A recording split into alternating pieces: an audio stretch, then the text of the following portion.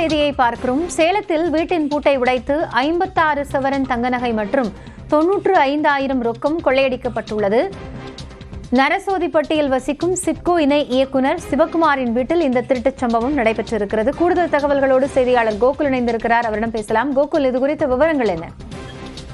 சேலம் சூரமங்கலம் அருகே இருக்கிறது நரசோதிப்பட்டி.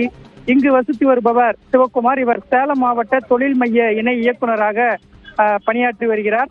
நேற்று இவரும் இவரது மனைவியும் வெளியூர் சென்றிருந்தனர்.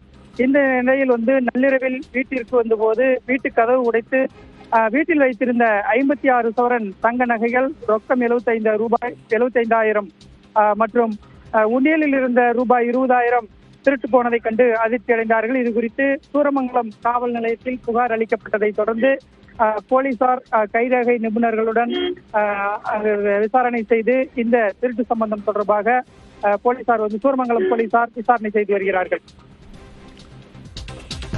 நன்றி கோகுல், விவரங்களை வழங்கியமைக்காக.